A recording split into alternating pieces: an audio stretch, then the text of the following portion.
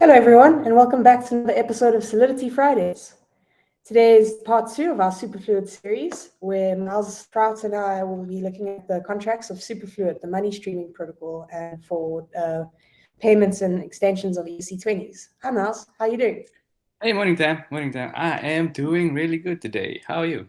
Yeah, also well, thanks. Well, I'm looking forward to getting to part 2 of this. Yeah, ready to have our minds blown again. Oh, yeah. Shall we dive in? Yeah, cool. So this is obviously the website, and if you missed part 1, um, you're allowed to make crypto streams of tokens via Superfluid.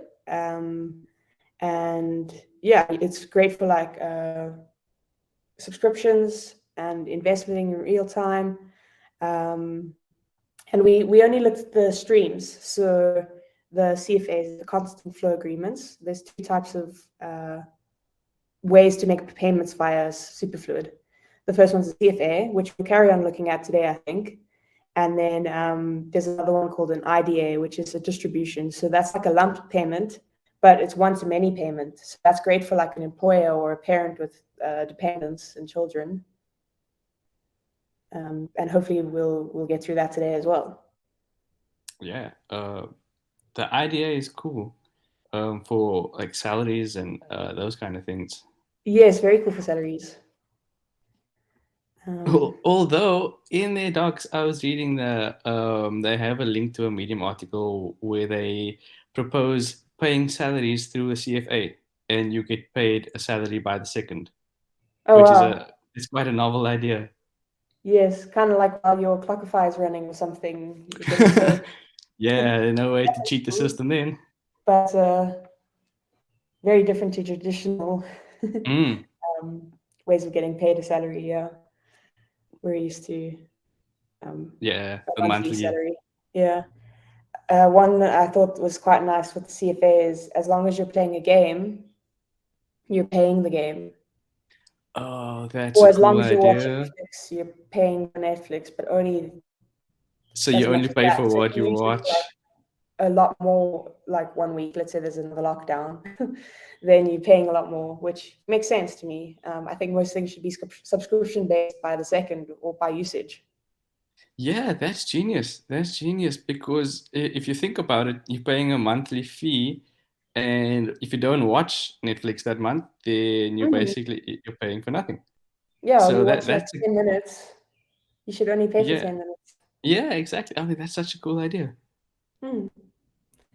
Yeah, it's such a cool protocol.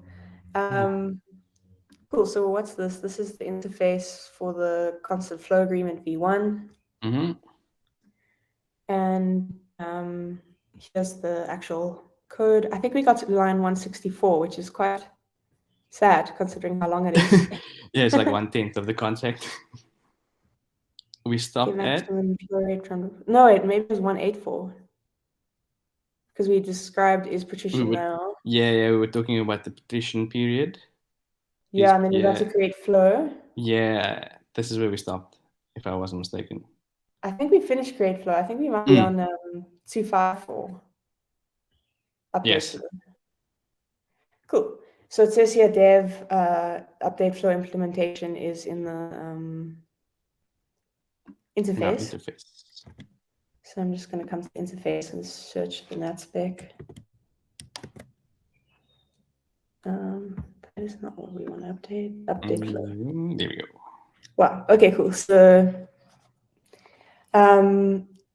remember we have a context. So we update the flow rate between the context message sender and the receiver. It takes in a flow ID, which is the check hash of the encoded sender and receiver. Okay, cool. And the parameters that it takes in is a super token address, super token address. Mm-hmm. So remember, you can make a token a super token, and that means it's streamable. The flow receiver address, fair enough. That's just the address that's going to receive the funds. And then the updated new flow rate in and out per second, and the context in bytes. Remember, we have that struct of the context. Cool. And then let's look at the code. So it probably gets the current context. Remember we looked at the agreement library, and it gets the so what it does is it authorizes the token access, which returns. So that first authorizes it, but then it also returns the context. Yes, it returns a context, a new context object. Yes, the updated one, and then it updates the flow variable struct. The flow, yep. Mm-hmm. It generates a flow ID, so you get a new flow ID when you update the flow. Should we look at this generate flow ID? No, we didn't. Okay. And then it gets the agreement data, which returns the bool, whether or not it exists, and the old flow data, which is flow data struct.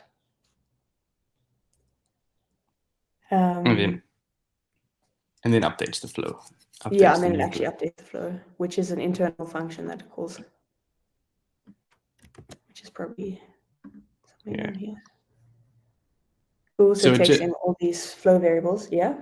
Mm-hmm. It looks like it just creates a new context for you, a new context object. It does, you're right. Mm-hmm. Yes, because, yeah.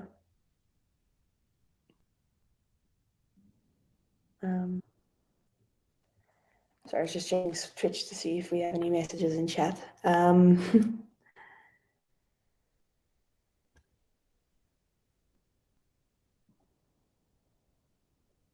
Cool. I love these hooks. I love how they use them. I've never seen native Solidity hooks. It's really cool. It is really cool. Yeah, really impressive developers. Let's go back to where this is called. So you're right, it just creates a new context, basically. Then we can look at the lead flow. We have, it takes in a token, the sender address and the receiver address, and then the call data bytes of context. Okay, so it authorized tokens access to return and returns the current context. Then it gets flow operated data. And it checks but if they don't that want to return operator. all of it. Yeah, they only want to return the second element it returns. And it checks if that operator has the specific permissions to delete the flow. If they're allowed to delete the flow, yes. And then that's what they do. Yeah, this has permissions. And then they update the flow variables and just make the flow rate 0. And then they call delete flow, which is an internal function.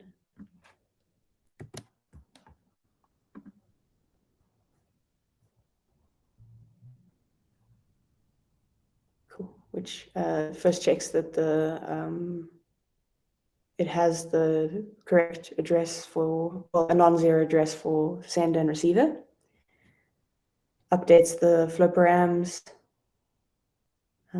Gets the agreement data, which returns a bool saying whether or not it is an existing stream. If it doesn't exist, revert with custom error. Get the real-time balance of, we looked at that last week. And then if message sender is not equal to the flow variable sender and current context message sender is not equal to flow variables receiver and doesn't have permissions. Okay, so it's just like so delete should only be called by the sender, receiver, or flow operator unless it's a liquidation. Interesting. So a receiver could also cancel a flow. Yes. That's cool. So it's a two-way street. Yes. It's nice. Interesting. Okay, then they check if it's jailed.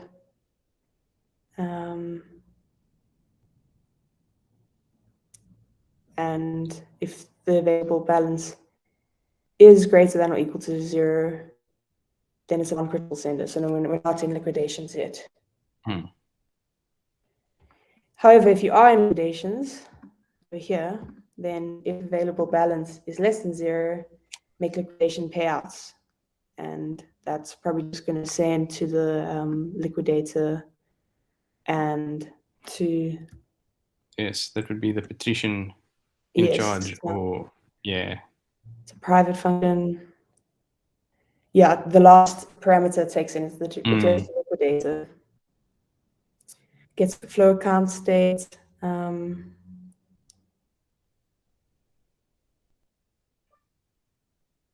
don't know what they mean by GDA deposit. When I see GDA, I think gradual Dutch auction, but I don't think that's what they're doing here. No, I don't think it's that.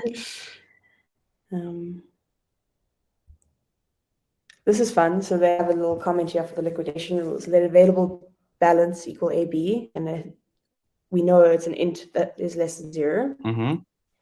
Agreement single deposit, so that's SD, and total deposit was TD. So reward left equals AB plus total deposit. Oh, I see. So they basically take it from the negative and then add the deposit to that, and then see how much that add up to. So they have to pay in the credits first, I think. Yes. Which is kind of what it does. Can the total account deposit still cover the available balance deficit?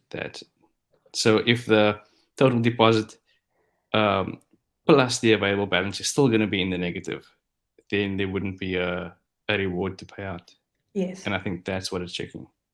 Then it retrieves the patrician period. And this is very awesome. So they use curly brackets here to handle stack too deep overflow issue. Makes sense. That's cool. Because these are pretty big return types and 2 internal function calls.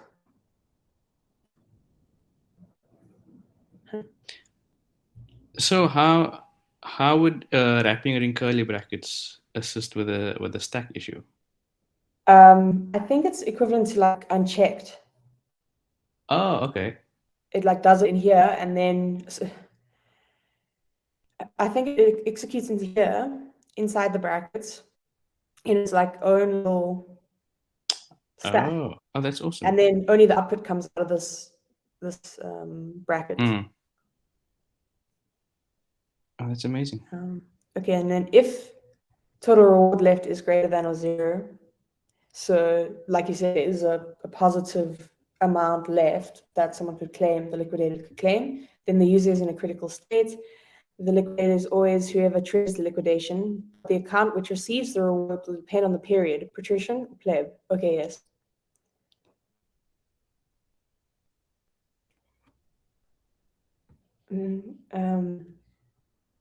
Cool. Yeah.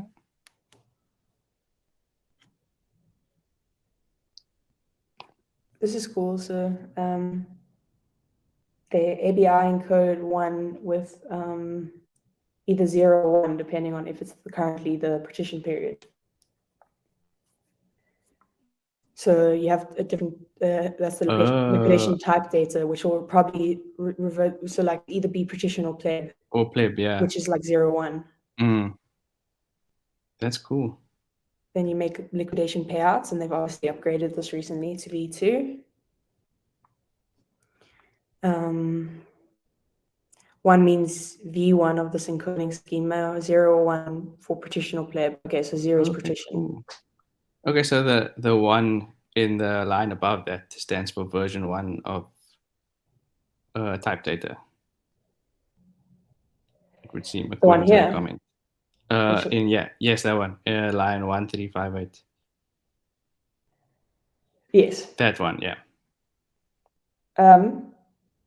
Yeah, I think so. Version 1 of the encoding schema, yes. Yes, and then version 2 uses version 1.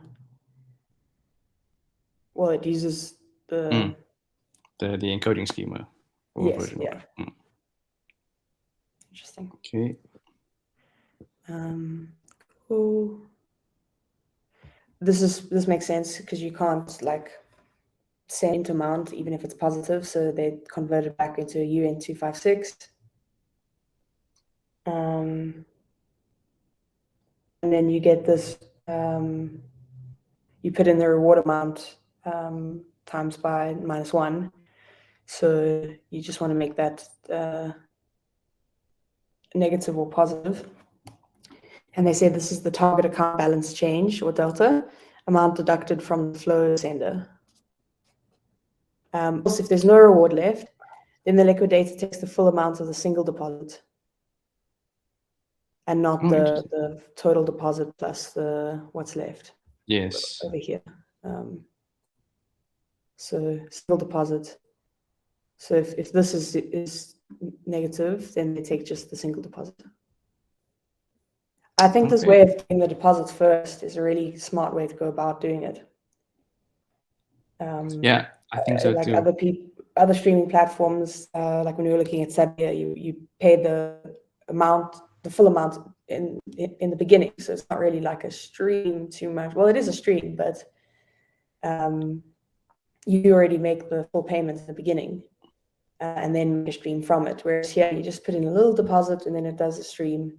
I find it a lot more elegant and a lot more like easier to use as a user. Yes. And I like the idea of a deposit securing your stream, so that you won't let it go into a negative. Like otherwise, you could just forget about your stream and leave it for a year, and it would just run out of money and then take up space. If you know what I'm saying. Yes. Whereas this forces you to actually manage your streams, else lose money. Cool. Now there's some calculation pure functions for the deposit. Rounding functions. Yeah, rounding functions. Those are cool. Rounding up, rounding down, calculate deposit. I think we looked at the calculate deposit actually last week. Yes, we did. Oh, and we also looked at this encode flow data a little bit. So yes, that was packing the word. Pure functions. Yeah, so the word's 32 bytes, 32 bytes, which I think equals 256 bits. What's 32 times 8? Yeah, 256. So in that, 32 bits are the timestamp, then the flow rate is the next 96 bits, then the deposit is the next 64, and then the O deposit is 64. And it says deposit is actually also 96 bits length, but 32 bits clipped off when storing. And then they'll add them later. That's very cool. That's the rounding that they were talking about. Yes, the rounding above. Yeah, absolutely. Which is just so cool. And then, so it takes in a flow data struct, and it returns a bytes 32 memory of data. That's cool. So they have these here, and you just enable them when you're debugging, and they just assert statements, which is great. Oh yeah, I didn't know you could assert in the code, like in the actual contract. Yeah. So it's like you could even, instead of doing a require, you could say assert like it's not the 0 address, and if it's not, then it won't proceed down. Oh wow. But then there's no error, there's no message, so that's why yes, it would just break instead of asserts. Yeah, but you could use asserts instead of requires. Yeah. That's very cool. Yeah, it's not only for testing, because I mean this operator has been around for much longer than Foundry.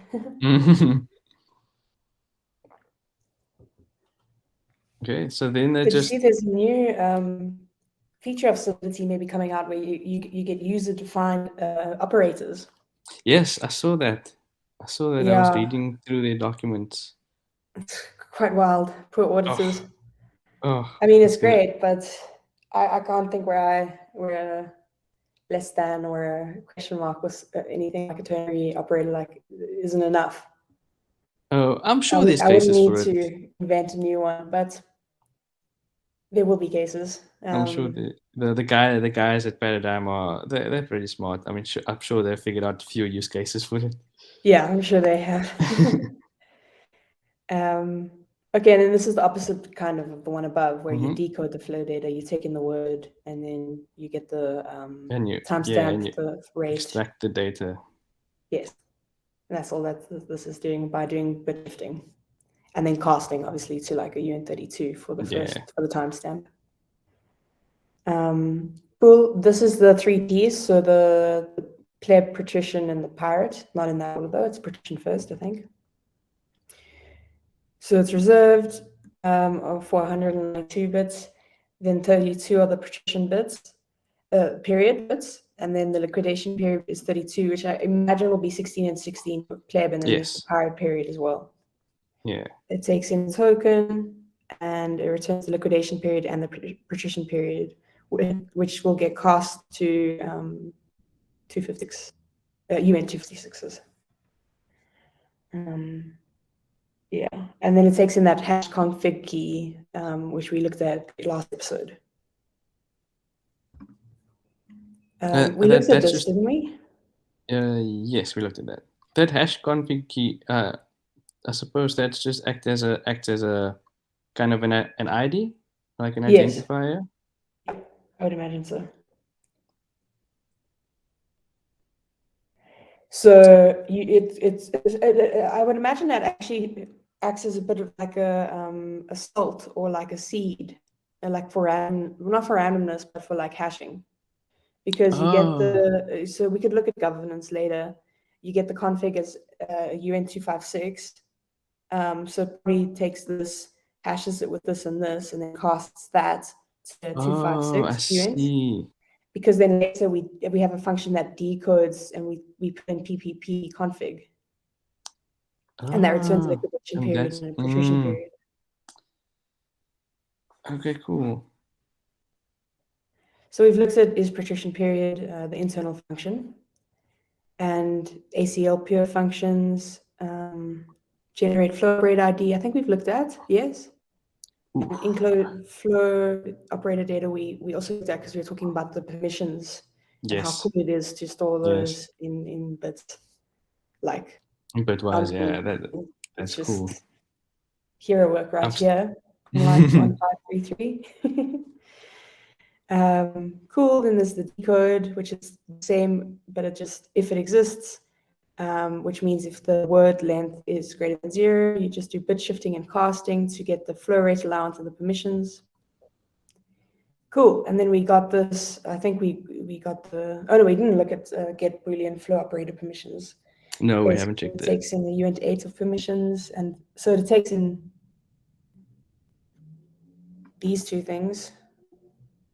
No, it takes in this one, so the uint8 of permissions, and then a flow change type, which is a struct, and it returns the flow change type allowed, which is a bool. Oh, okay, that's cool. And then this is how they actually like decode the permissions and see if they have like made permissions or update or delete. That's very cool. And this is wonderful. This else with a comment behind it saying what this case is. So if it's a create flow, or else if it's an update flow, else it can be delete flow, but they don't go else if delete flow, because then it first checks that. So it just goes else, but they are really nice and they commented for us, which I really like. Yeah. Otherwise, permission. Yeah, okay, cool. That's awesome.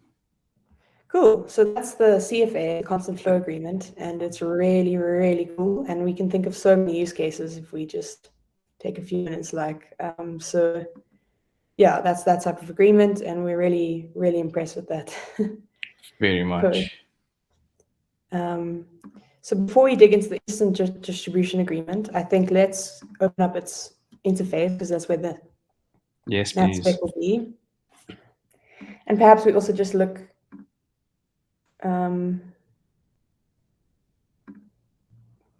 roughly at just the docs. Is there anything you want to mention about the IDA, or do you want to? I just love that it's so scalable. They've managed to figure out a way to scale one-to-many payments, which is quite Yes. amazing. And as they say, recurring one-to-many distributions are hard to scale. The more receivers there are, the more transit has to be done, which runs up gas costs. It's almost reminding me of like the batch mints in the ERC 721A. It's like a batch payment, which saves so much less. I'd love to do a comparison between like paying 3 people each once and then doing an IDA, but it'd probably exponentially save gas. Sure, that's quite a saving, eh? Cool. So first, a sender called a publisher publishes an IDA index, which will look like a channel organizing how super tokens will proportionally distribute to receivers called subscribers. Awesome. So not everyone has to get the same salary. No. So you could have different brackets for different people, Awesome. different ratios. That's so cool. Then the publisher can set proportions for various subscriber accounts under the IDA index. This is done by issuing units? I'm so used to seeing the word units. Units, IDA index, which work like distribution shares. The more units an account has relative to other receivers, the more it will receive of each distribution. I see. Okay. So it's like saying person X gets it's like shares. 5,000 euros or 5,000 ETH. Can you imagine? USDC. It's saying I'm spending 25,000 USDC on salaries, and then you just say like how you distribute it.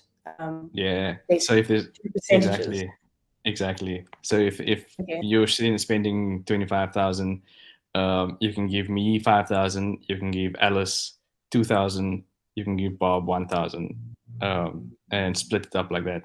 So not everyone has to get the same amount. Awesome. Then 3, when super tokens are distributed through the IDA index, every subscriber will instantly receive tokens in proportion to the amount of units they had over the total outstanding units. This is done all at once with a fixed gas cost. So cool. They do not reset after distribution is triggered. Each receiver's units for the index will persist across distribution, so the sender can continue to distribute as many times and in various amounts as desired. That's so nice. So then, let's say we set the distributions. And we set percentages of like, this is the salary distribution. And then we do a 13th check or a bonus. Then you just put in like half as much or a third. And then it still has the same distribution. So cool. Cool. Let's look at the, we're not going to look at how to develop code that interacts with the IDA yet. I think in our next episodes, we'll look at, they have really nice examples on how to make apps that integrate with, make super apps, basically.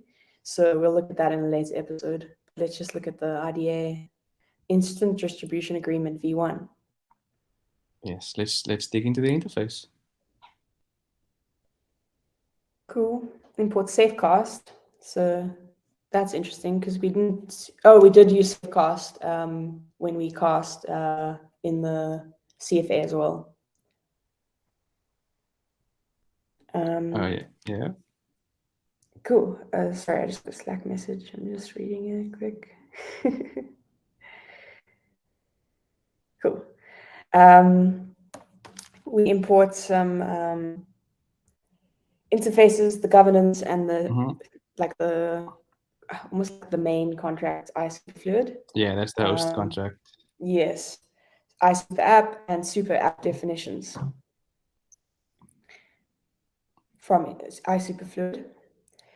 We import the agreement base, which we looked at last week. We didn't look at this. It's the slots bitmap library and the agreement library itself.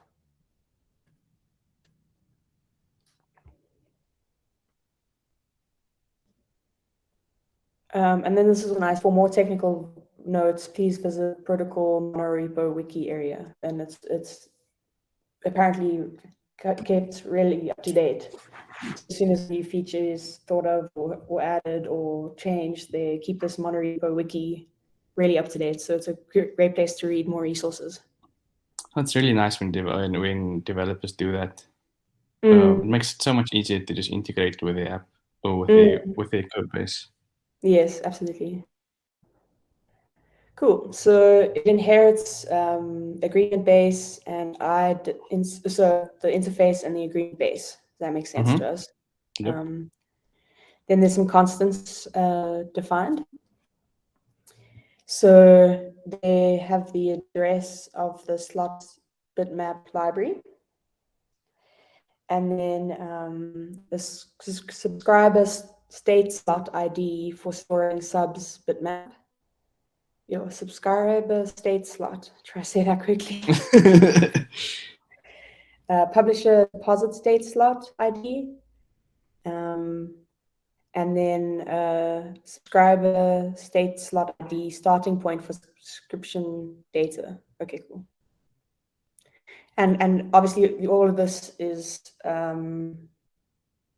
bit shifted. Yes. To the right. I see they've got a maximum number of subs is 256. I suppose that's why 256 is like the max amount of bytes you can have in a slot. Yes. Right?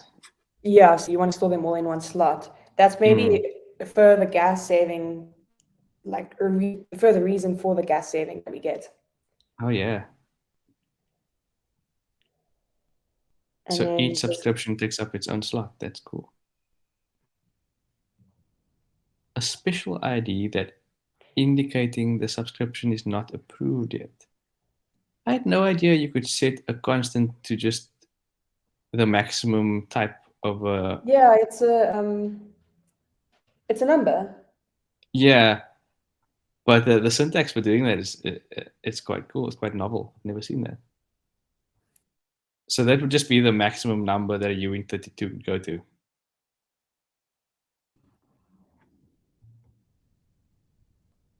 I don't know what that is, but I assume it's pretty big. Yeah, I used to know what it is. I've forgotten now. We could quickly Google. No, that's okay. Cool. So like you said, there's the host, and they set that in the constructor. They take it in, and then this is the agreement base takes in the address host. So nice, simple constructor. There's a struct index data, which has an index value, units approved, and units pending. And these are all uint 128. And the index just tells you, just holds the data for how many units go to how many receivers per stream, or yeah, per I wouldn't know what the exact right terminology is, but per payment or per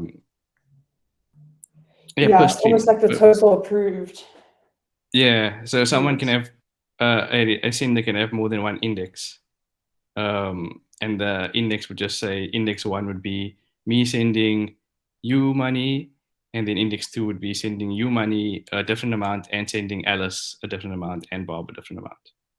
Yeah. So you'd get two streams from index 1 and index 2, and Bob would just get one stream from index 2, but both from me, which is I think it's a cool way of keeping track of basically an object, a stream object. It is a nice way to keep track of it. Then there's the subscription data, which has a subscription ID, a publisher, which is an address, index ID, index value, and units. Cool. This is the real-time balance of. Takes in a token, or maybe we actually.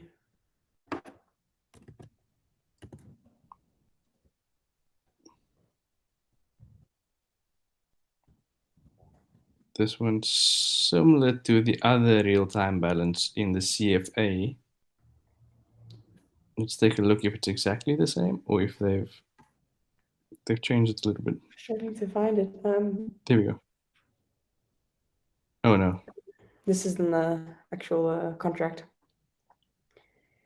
So it takes in a Superfluid token, an address of the account, and then UN256 for time, but time is commented out. So Yeah.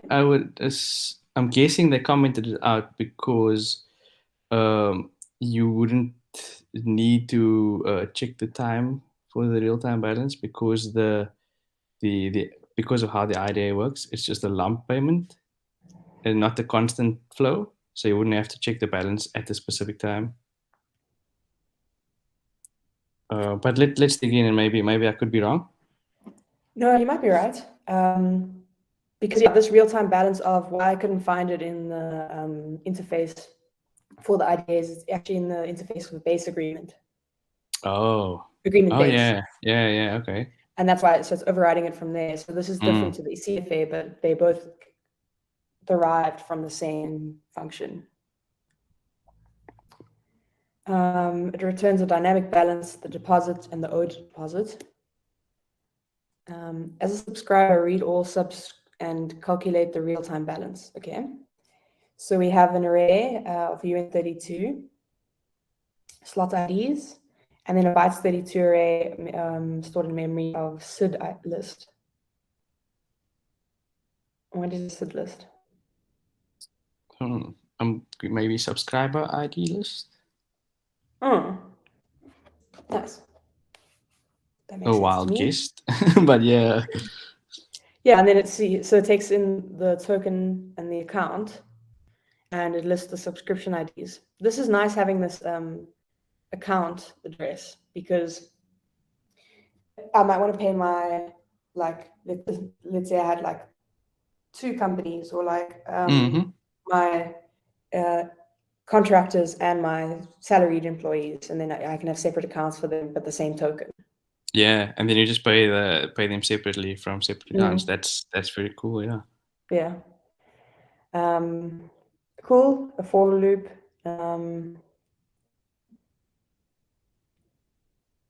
So in each loop, we have a new bool exist, subscription data struct, and a bytes 32 IID, which is the ID of this iteration. Starting at 0, going to increasing, and it's increasing until the subscriber ID list is like iterated through, and this just achieved by going less than SID list.length. The subscriber ID is the slot IDs at I, so we start at 0, and we get the pool exist and the S data, which is get subscription data for this subscriber ID and this token. Assert exist, assert that S data sub ID is equal to the sub ID. IID is get agreement state slot, address this account, subscriber sub data state slot ID start plus sub ID and 1. Whoa. And again, they're doing this in the curly brackets to avoid stack to deep.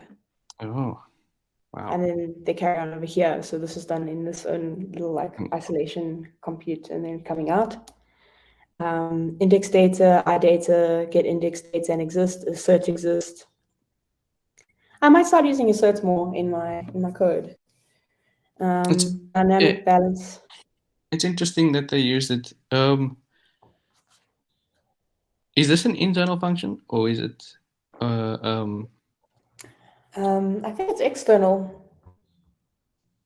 Okay, interesting. External view. External.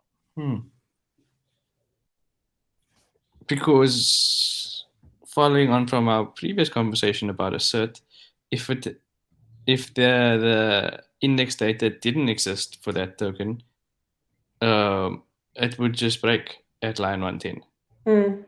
Right, and you wouldn't get a error message or anything. The program would just exit. Yes. So I see what you're saying, that maybe that's better in an internal function where you don't really need the error message anyway. Yeah, but there must be a reason that they've used it. Yeah.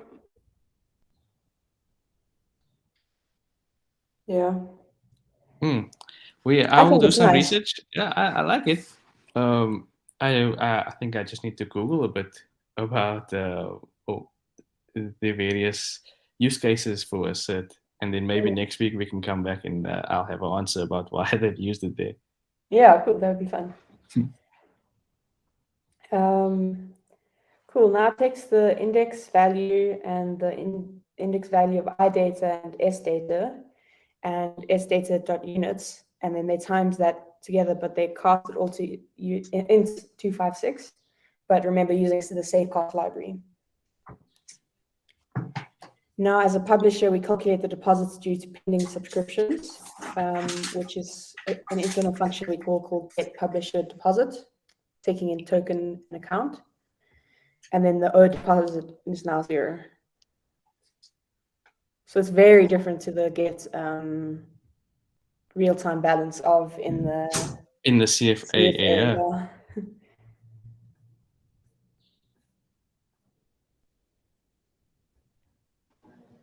Cool. Create index. That'll be in. So the custom areas in the abstract contract. It's not an interface actually. It's a. It's an abstract. Abstract contract. Yeah. See, agreement type was the Ketchak of V1 IDA. Cool. Create index. Create a new index for the publisher. It takes in the parameters token, super token address, the index ID, which is the ID of the index, and the context bytes, which is from the context struct is in superfluid.sol.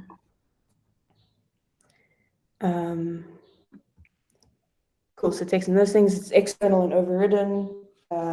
Returns the new context. And the first thing we do is in the agreement library, we authorize token access. And remember that returns a context. We're storing that context in memory. Then now we have the context. So we go context.message sender equals address publisher. So now we have an address for the publisher.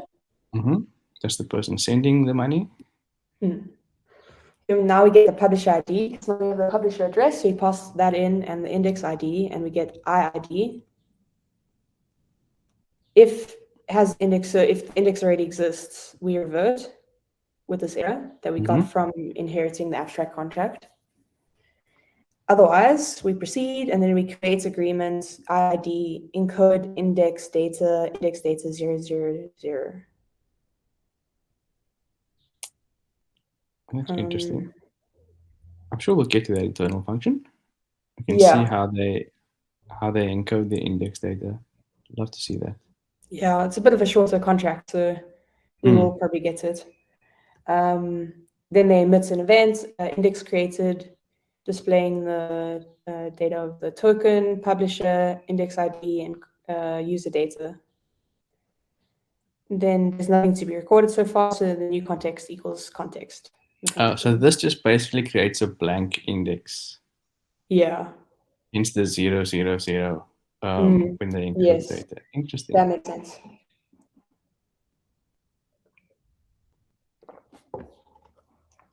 Cool. This will be a view. Yeah, it is. So this is get index. You put in the token, the publisher, and the index ID, and then it returns bool whether or not it exists, and 3 uint 128, index value, total units approved, and total units pending. Okay, that's good to know. Yeah, index data struct memory iData. So we're instantiating a new instance of that struct, and then we have make a bytes 32 IID, which we get the publisher ID from putting in the publisher address and the index ID. So we've seen that before. Then we call get index data, passing in the token and the IID that we just got, and that returns exists and iData. If exist, then we set the we retrieve now from iData, and we set the index value equals iData.index value, and we do a similar thing for units approved and pending. And obviously, if it doesn't exist, we just do nothing and exit the function. Yeah, so I like how they did this. I've seen this before where they say return, they set the types and the variable names in the return, in the returns line, and then they don't have to say return index value because return. they just yes. It just kind of maps the variable names. It sees the variable names are the same and it just returns those. That's very cool. The multiple return values in Solidity is one of my favorite things about the language, I must say. Me too. Me too. I must say that the more I dig into Solidity, the more I fall in love with it. And now they just need I'm to trying to sort learn out. some TypeScript, and I'm just it's just not Solidity. If only Solidity could get their maths, their big number maths. Yeah, I would love some decimals. Oh. But I'm getting better at scaling, and then it's becoming less like. You're like, what if I scale it incorrectly? Yeah. Cool. Now we can calculate the distribution. So we'll probably get the units from the index ID, but let's not get ahead of ourselves. So it takes in the Superfluid token, the address of the publisher, the index ID, and the amount, which is UN256, which makes sense. It's an external view override, and it returns the actual amount and the new index value. It's cool. So we get the publisher ID, we've seen that. We get the index data, we've seen that. It returns the bool exists and I data, which is an instance of the struct. So they could have on line like 188 said index data memory I data, but instead they call this internal function, and so in the return of this function, they're instantiating an instance of index data struct, which is cool. It's like elegant. It's like saved line of code. Yeah, I love it. If not exist, revert that it doesn't exist. Cool. Now we calculate the total units. So we go I data. That's that struct of index data. Total units approved plus total units pending, and we cast that to UN256. I can't remember what they were before. I think they were 19. I don't know. I can't remember. Then we get the index delta, which is amount of a total to UN128. Cool, that makes sense. Then new index value is index value plus index delta. Yes. Actual amount is index delta cast to 256, UN256 times by total units. Cool. Ooh, I just got a data warning because I'm using a hotspot because I have no electricity. It's grim when it's not towards the end of the month and you're getting a data warning. Oh, that's terrifying. Cool. Update index takes in the Superfluid token, index ID, index value, and the context, which is bytes as call data. It returns bytes memory new context. Yeah, and it's obviously not pure because it's going to change. Yeah, it's going to update state. Yeah. So it's nice that it returns the context. So yeah, it gets the context from, so it first authorizes token access and then that returns the context. We set that to context. Then the publisher is obviously the message sender of the context. Then we load index data. We haven't seen this one before.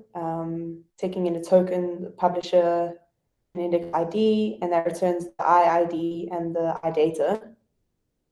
Okay, cool.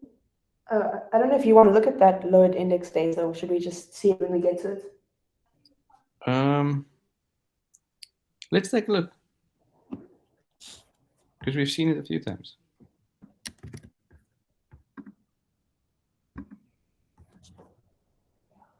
Okay, it's private.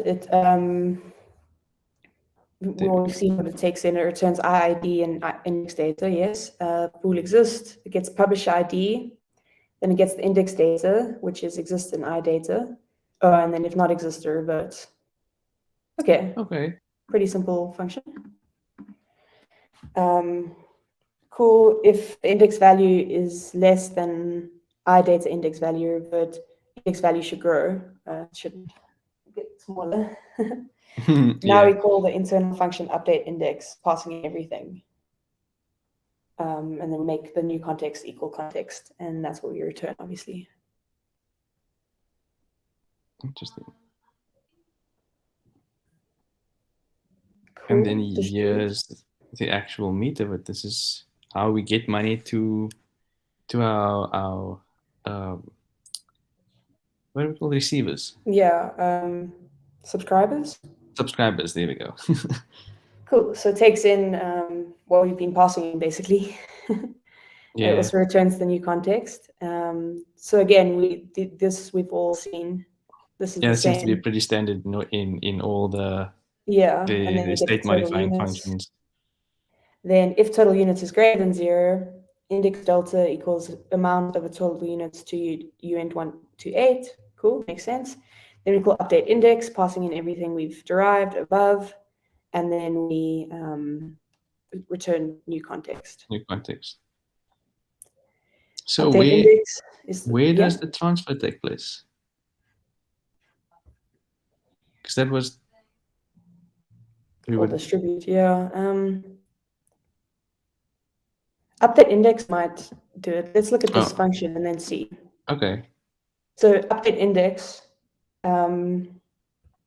is a private function called by taking in iSuperfluid token, publisher address, index ID, IID, IData, new index value, and user data. Oh, here we go. Token. Okay, so settle the publisher balance instantly. Adjust static balance directly. So token dot settle balance. So this is in the Superfluid token contract. Passing in the publisher. Note casting these values, okay, because the original values are 1 to 8. Yep. Also, it's to do with the index, so the index times the units approved. Then we adjust publisher deposit, which we'll probably see now, passing in token and publisher, and the change in index values times by the total units pending or cost to 1256 into 1256. Sorry, into 256. And then we get the old index value, and then we put the new index value and we set it to iData, so we update the index value there. Then token dot update agreement data ID encode index data iData, and then we emit an index updated. And then if token is critical now, publisher, then we have an insufficient balance for the IDA. So we check account solvency here. So if we look at the settle balance in token, we might find that there's a transfer there. Yeah. Shall we take a look at that? Yeah, sure. Oh, let's go this way, actually.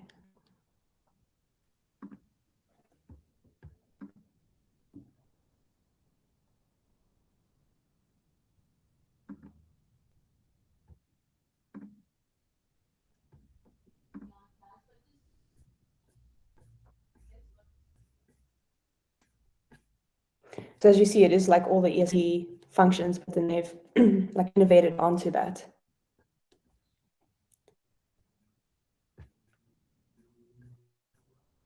Settle we're looking for. Self-mint. Self-mint.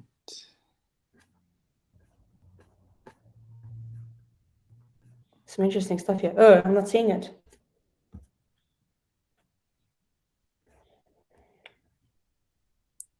Wait, iSuperfluid token from iSuperfluid token. Is that not what we are? This is iSuper token, my bad. Token, yeah, we're just iSuperfluid, I think we're looking for. I think it's actually this.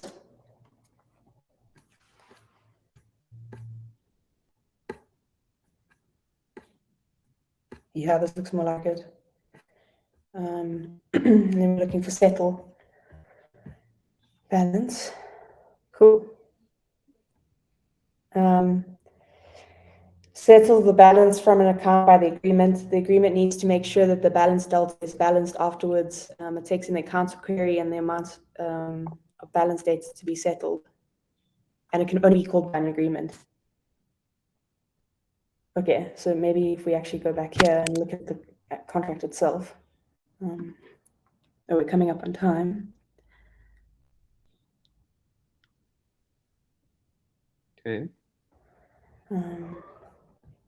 Focus probably. Nope.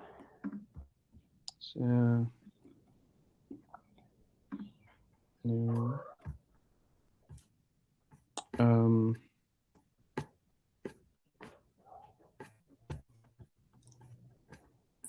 Here, settle balance.